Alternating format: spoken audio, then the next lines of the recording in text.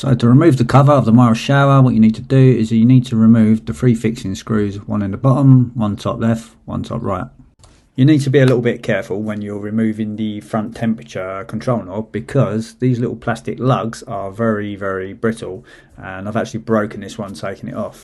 Fear not though, because the new unit is supplied with this little tool which is very useful for removing these control knobs, so it's a good idea to keep hold of this little plastic tool to do future maintenance on the shower.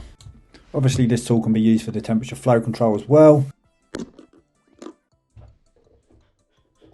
We've isolated the electrical supply to the unit by this 2-pole isolator on the ceiling in the bathroom, but I'm not going to bore you with safe isolation procedures.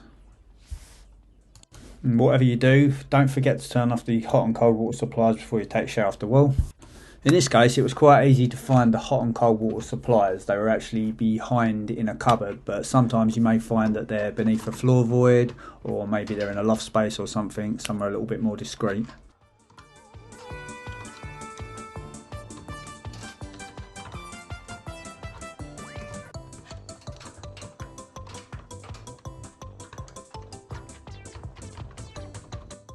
To remove the hot and cold water feeds, what you need to do is you need to make sure this little plastic collar is held back in this position like this, and then you need to pull the pipes whilst holding it back.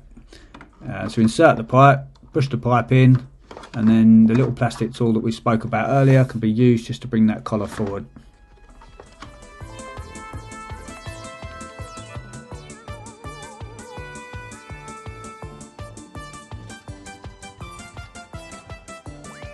This particular shower, the Mira Event, has options to take the pipework either into the top or to the bottom. So once you've chosen where you want the pipework to come in this example we're going to be coming in the top, we're going to remove the plastic bungs like this. Don't forget to fit these little rubber mounting washers, because they actually help stop a little bit of the vibration that the pump causes through the wall.